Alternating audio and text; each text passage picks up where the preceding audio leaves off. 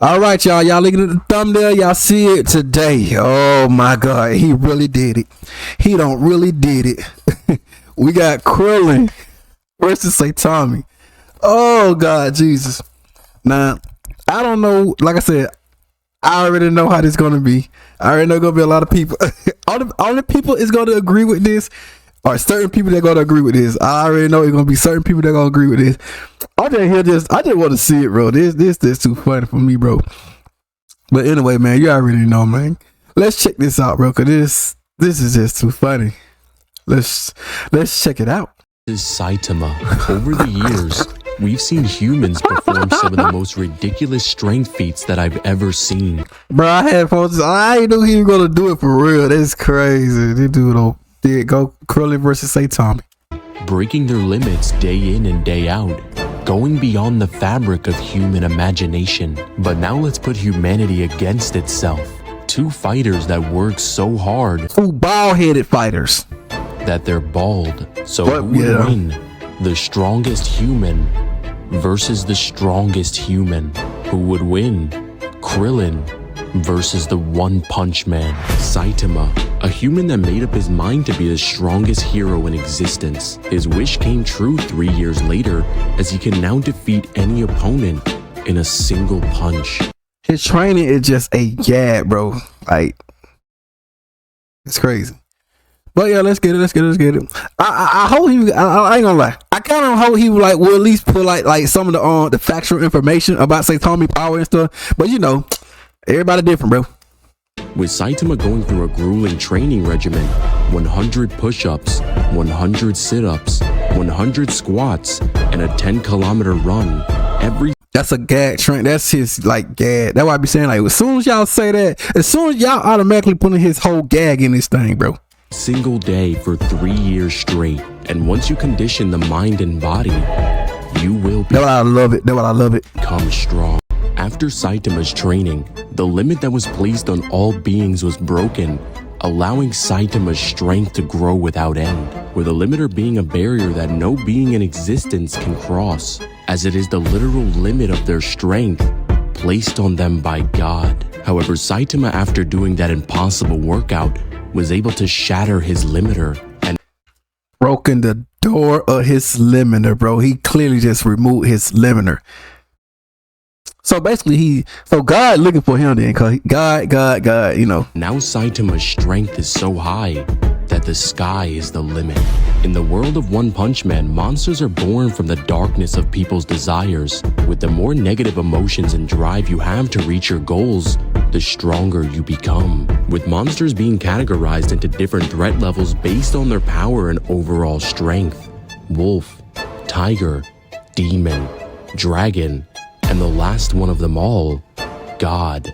God-level threats are a threat to all of humanity, but for the One Punch Man, it doesn't matter. Every last one of them will be defeated in a single punch, with Saitama being able to defeat Dragon. Hey, I know y'all ready for One Punch Man season 3. Whenever it come out, hey yo, everybody gonna start going crazy over it, bro. I tell yo, hey, like I said, it's the new wave, man. I understand some people don't like it, but hey yo, Saitama, it's the new wave, bro. I'm just letting y'all know now, it's the new wave. Level threats like the Deep Sea King, who can defeat S-class heroes without breaking a sweat. But once Saitama enters the battlefield, he ends the fight in a single punch, with the punch being so strong that it literally changed the weather.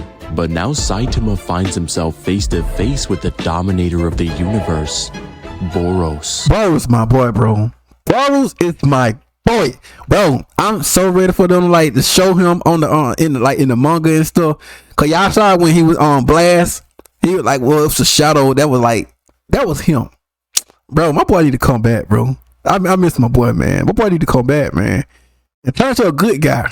Well, he is good, cause y'all saw the Blast when he did a damn little teleportation and sent them someone else. Boros is an alien from space who's looking for a worthy opponent to test his strength, with both opponents becoming bored because they are the strongest. But the question is, will the outcome be the same for Saitama, or has he finally met his match? Saitama punches Boros and Boros is able to survive it, unleashing more and more of his strength, but Saitama doesn't care. As I said before, for Saitama, it doesn't matter. Boros' species is able to regenerate from almost anything, as he can even regenerate from a pool of blood. As Saitama's consecutive normal punches completely obliterate his body, however, he's able to survive and bring himself back together. Boros kicks Saitama to the moon, and Saitama performs the best feat in the series so far. Y'all remember, if y'all saw the interview, like the interview with what kind of said, what if he said, what if happened if Saitama missed the moon or something? I think, who said it? What's the creator? I don't know. I forget one said that. Pretty much he said he would have fought his way back. Bro. Crazy. He's able to jump from the moon to the earth, with Saitama performing this feat in a little under 12 seconds, which would require him to be moving 299,792 kilometers a second, or the speed of light. Boros needs to end this fight immediately and decides to use his full strength as he charges up his most devastating attack, the collapsing star roaring cannon, with him stating in the manga that this has enough power to obliterate the entirety of the planet's surface in one shot. But that's when Saitama decides to show him a glimpse of his strength as he balls up his fist and uses a serious move. Serious punch. The shockwave from Saitama's punch intercepts Boros' collapsing star roaring cannon, has enough power to eviscerate it and even split the Earth's atmosphere. Boros, before the fight began, stated that Saitama's strength was immeasurable, and he made him a believer. Saitama walks away from the battle, once again alone in the universe, as the strongest. I wish you would have put the what Boros was saying when Boros stated like, you lied to me. You was holding back this whole time. All that good stuff. You know. I'm just saying, bro. Wish you would have put that in there. I'm just saying. Well, let's go. This wasn't even a battle. Saitama faces even more of the Monster Association's strongest monsters and defeats every single monster with one punch. Even the king of the monsters, Orochi, who's gotten even more powerful since his battle with Garo, as he was able to adapt to Garo's martial arts and gets a new form, still all it takes is a single punch. With Garo being a human whose goal is to shift the balance of the world as we know it and become a monster himself, as his determination to reach this goal actually allows him to change his biology, losing himself to the darkness of his desires, and becomes Monster Garo. Monster Garo, in his fight with Platinum Sperm, was able to fight so fast that their movements are happening within fractions of a second, with their speed being calced all the way to 200 times faster than light, with possibly the strongest being in the entire One Punch Man universe making an appearance, the One Punch Man God. God has been studied by the #1 hero Blast, and he concludes that God is the creator of everything in existence and everything within it, having control over all of space and time itself, and Blast has even had an encounter with him face to face. Garo himself is able to arrive in the presence of God, with God offering Garo some of his power, and all Garo has to do is take his hand. Garo refuses and slaps his hand out of the way. That one little touch gave him all that power. Well, a little bit of it. Just a little, bro. Just that little slap gave him all of that. That's crazy. But even that slight touch between God and monster, the result is terrifying. When Garo lands on Earth, a new power flows through his body. The power of divinity. The power of God. Cosmic Garo is the most powerful character we've seen excluding God himself, and now has knowledge of all the energy in the universe, and now has new abilities that are out of this world. I love Mode, bro. Mode is so broken, man. And then and let's not forget, he got that radiation all over his body, bro. That's crazy. As a human, Garo was able to copy people's techniques, but now he can just copy everything about his opponents. He shows us firsthand as he's able to copy Blast's space manipulation abilities and can now use Nuclear Fist and even create his own subspace gates, and is adapting to every technique he sees. Garo destroys all of the heroes with his passive cosmic radiation, and Saitama arrives on the battlefield and watches as Garo punches a hole through Genosys' core. And now we finally get to see what he can really do. As Saitama holds his friend's core in his hand, he can only think about one thing. Serious series, serious punch.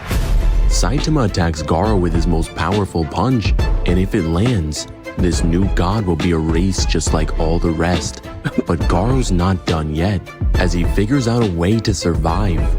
The only way to match Saitama's strength is to match Saitama's strength. Garo copies every last drop of Saitama's strength and calls this Mo is so broken, man. Mo is completely broken. new power Saitama mode and winds up his own serious punch. Blast can sense the energy that they're about to release and states that if their punch lands, the entire Earth will be destroyed. He uses his subspace gates to contain their clash in space and even needs help from others to redirect their attack. Their punch collides and their energy What Baru? Oh, I thought you were gonna show Baru. is released, sending Garo and Saitama to the other end of the solar Baru's my boy, bro. system, landing them on one of the surface of Jupiter's moons. But when we look back at Earth's sky, space is left empty. This punch was labeled Serious Punch Squared, and using inverse square law, we can see that this punch Stars, galaxies, and who knows what else that been destroyed, man. That's crazy. generated multi-solar system to galaxy levels of power.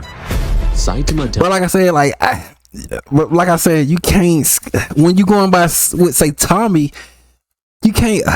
Like I said, that's how people gonna scale say Tommy. Like you scale him on by his feet, but a guy that don't have no limit, bro. Like you ain't really scaling him accurate. But you know, to each his own. Go off, I guess. tells Garo that he's glad he can finally use his full power against someone who can actually stand up. But when he looks down at his hand, He said, "I finally got what I wish.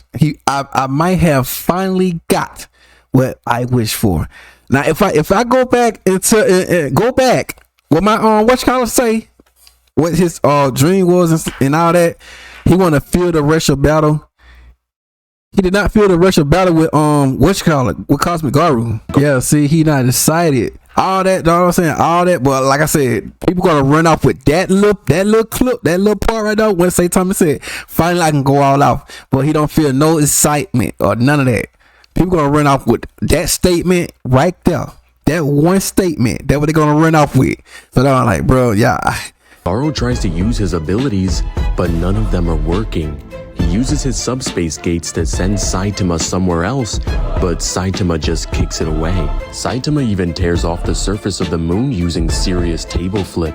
Garo states that Saitama's strength is limitless, so he'll just have to copy him limitlessly until he falls. So, Saitama normal growth rate. Wait, his normal growth was unnoticed. Wait, God. I wish I don't feel like going through that manga stuff. I ain't feel like going back looking through all that, bro. However, like I said before, it's not working. The manga actually shows us on a graph how Saitama's strength actually works. As there are points on a graph that Saitama hits a ceiling, Saitama's strength actually works. As there are points His God, the growth already it will keep going unnoticed, bro. But his normal way, it's just so much, bro. People don't think too, like whatever. on a graph that Saitama Emotions.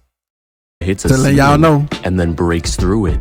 Sounds like somebody else I know, with it actually being described as I don't know about that now. I mean, Saitama is limitless now. I'm just saying. exponential growth rather than just infinite mass punches. Saitama becomes bored once again and catches one of Garo's punches. And what happens next? Saitama sneezes and the force of his sneeze is so powerful that when it impacts the entire planet of Jupiter, it gets destroyed, meaning he can literally sneeze away the entire Earth 1,000 times over. That's when Garo's hopes for winning this battle get destroyed like the planet behind him. Garo punches Saitama to the sun and uses his subspace That's what I'm saying. Punch him to the sun. Punching him to the sun. That's crazy. gates to get back to Earth, but Saitama uses a serious fart. This fart. A fart came out. This killed me the most. Martin is able to move massively faster than light and catches up to Garo, punching him back down to the planet. But that's when Garo sees the kid that he had a friendship with died. He decided that he's done. He teaches Saitama a technique that allows... Yeah, Saitama. Which color wanted to Garo wanted him to end him, but Saitama made a promise to the kid that he won't kill him because Saitama's a hero. Okay? Allows him to go backwards in time. And once Saitama sees Garo in the past, he balls up his fist and punches, with his punch being the reversal of causality as he lands a punch before the fight even began, ending the fight in... And it's stated unavoidable. Is it unavoidable? Something like that. 0 punches. In the end, Saitama would scale from multi-solar system to multi-galaxy with massively faster than light speeds. After this, the question is, who can stand up to the One Punch Man? Like I said, hey yo, everybody different how they want to scale them. Everybody different how they want to scale Saitama, bro. I mean, really, you'd have to be stronger than gods. Well, Krillin, Goku's old rival and his best friend whose strength is underrated. But when you're standing next to angels, even demons look weak. Even as early as Dragon Ball Z, Krillin's strength was absolutely ridiculous as he's able to defeat 5 Cybermen in one shot, with each of these Cybermen being stated to be as strong as Goku's brother I'm sorry, I can't stop laughing, man. I'm sorry. I ain't gonna let him on. I'm done. Raditz, with Raditz being able to take apart the duo of Goku and Piccolo, with Piccolo being able to casually destroy the entire moon, with the shockwaves being felt from Earth, with the energy required to do this possibly being small planetary levels of power. With Krillin one-shotting beings who completely destroy the same Piccolo, with Krillin arriving on Namek to resurrect his friends that were killed by the Saiyans.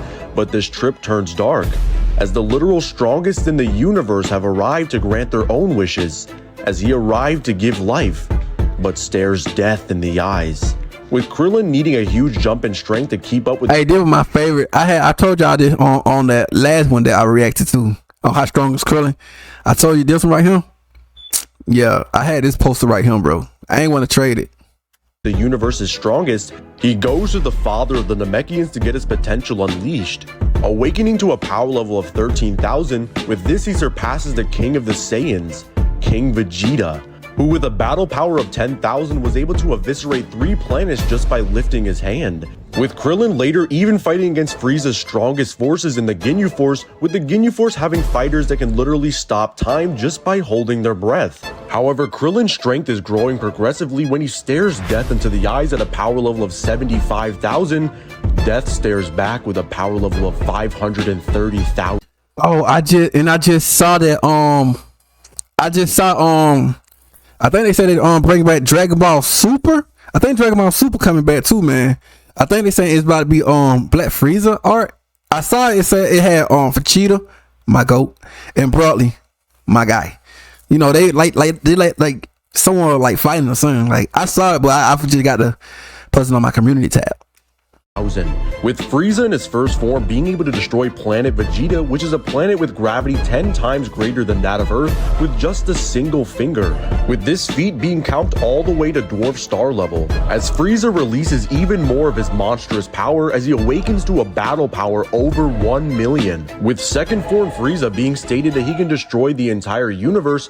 However, Krillin has a way to survive as he fires a Destructo Disc at second form Frieza as he's able to cut his tail off, with the Destructo Disc being an attack with a form of durability negation as he's able to overcome almost anything, even opponents 13 times stronger than him, with this ability being super consistent as when Frieza was low on energy and couldn't keep up with Super Saiyan Goku, he decided to steal Krillin's attack using his own Destructo Disc to try and end this battle in one shot, with Krillin in the Cell Saga being able to fend off Imperfect Cell and even arrives at the Cell games where only Super Saiyans were allowed to show up. However, entering into the events of the Buu Saga is where it really gets crazy for Krillin, as Krillin is able to be stronger than Yamcha, who was able to fight against the most powerful warriors in the afterlife, with Yamcha being able to take on fighters like Oli Buu in a 2v1, with Oli Buu being able to fight relative to Pikkon, as Pikkon is an otherworldly fighter that can fight against Son Goku in the final round for the strongest in the afterlife, with Pikkon going down to hell to one-shot King Cold and Frieza,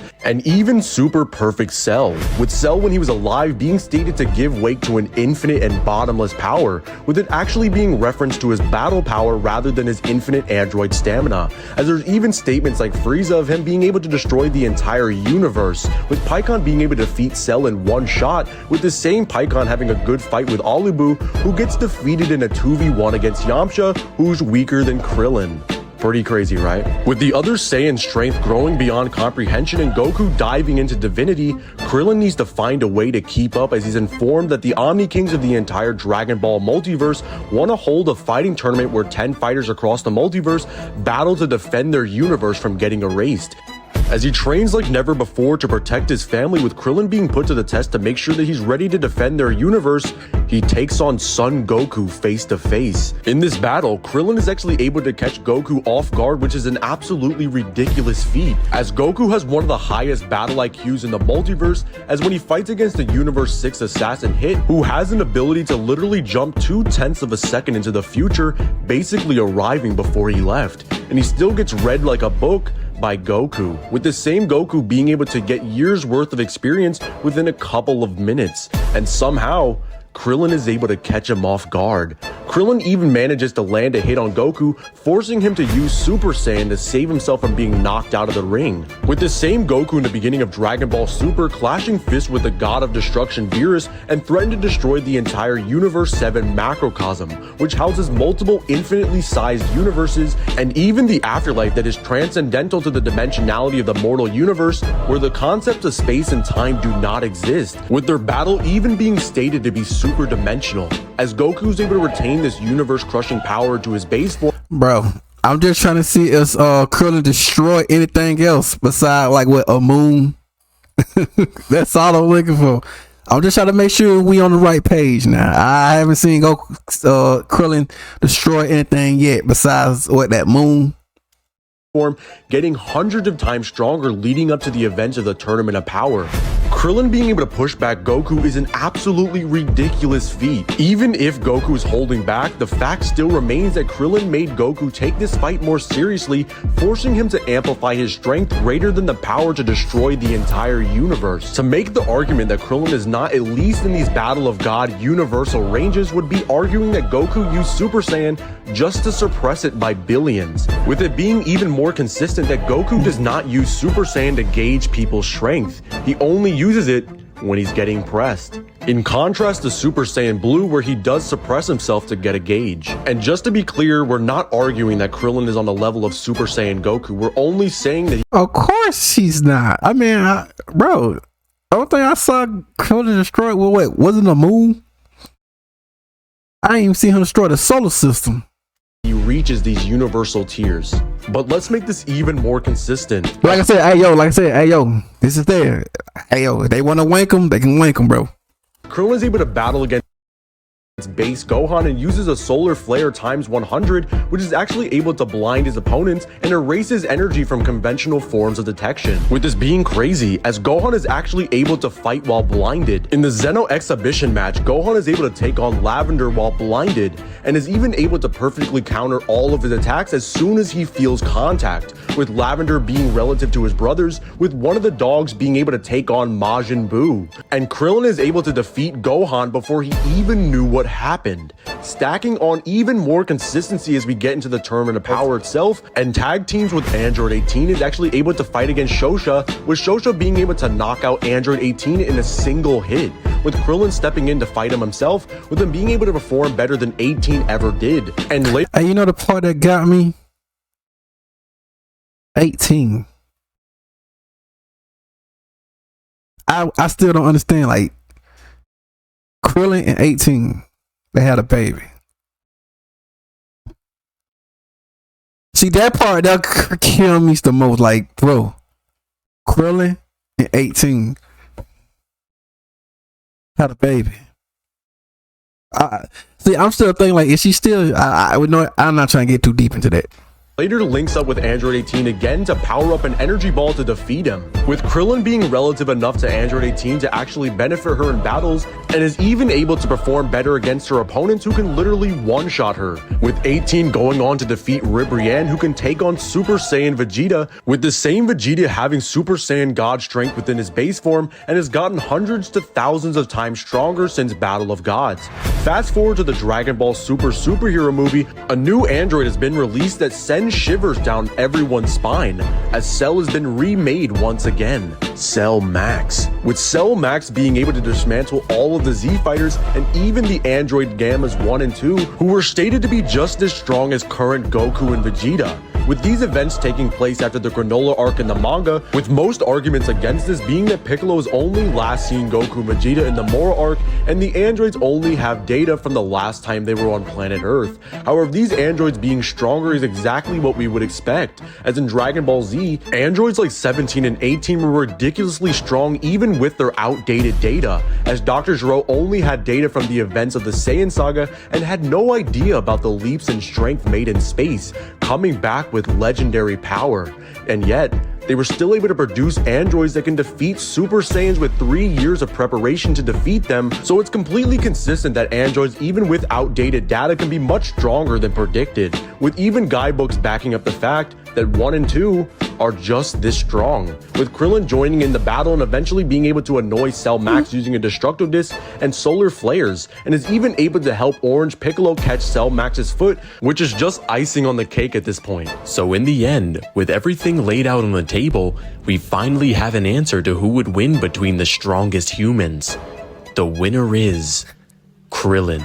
The reason Krillin wins is because he completely outscales his opponent in every sense of the word. Even Hey, like I said, hey, if y'all want to agree with this, go ahead, bro. Hey, yo, y'all can agree with this, y'all won't, man. I know they're gonna be some, I don't know what they call them. Like, what is they call them, like the Goku stands or the Goku turd? I be seeing all type of stuff what they call them, bro. Yo, like I said, I don't know what they call them. I just know they just say they're gonna agree with everything, like pretty much Pop Skiller say. So I'm starting to believe it. Well, yeah, let's go. arguments for Saitama having infinite strength fall flat, because if we're going to take wait. Because he completely outscales his opponent in every sense of the word. Even arguments for Saitama having infinite strength fall flat, because if we're going to take statements at face value, Saitama would stop at Cell, and regardless it would get contradicted by the manga, as the manga itself states that Saitama's strength is exponential, and we even see points on a graph where itself states that Saitama's strength, his rate of growth has gone unnoticed in his normal rate, bro. People don't get it, bro. Is exponential, and we even see points on a graph where Saitama peaks and then breaks through it, which is exactly what we that's crazy. You'd expect. Graph where Saitama peaks and then breaks through it, which is exactly what we'd expect from an exponential increase. Even arguments of Saitama being able to travel backwards in time and defeat Krillin before he even realized wouldn't work either, as literally the next page after his time travel punch, he completely forgets how to do it. With Krillin having multiple feats of being stronger than Super Perfect Cell and even stronger than Super Saiyan God Goku at the beginning of Dragon Ball Super, the fight isn't even close. As a human who trains with literal angels, the winner should be clear, because when we put both of these fighters in a ring, only the true One Punch Man will walk out. What's up, guys? It's Divine. If you guys enjoy, and there you have it, ladies and gentlemen. Hey, do y'all agree with it? Like I said, hey, yo. Bro, that's crazy. What you already know, man. Link in the description below. Say Tommy the victim, bro.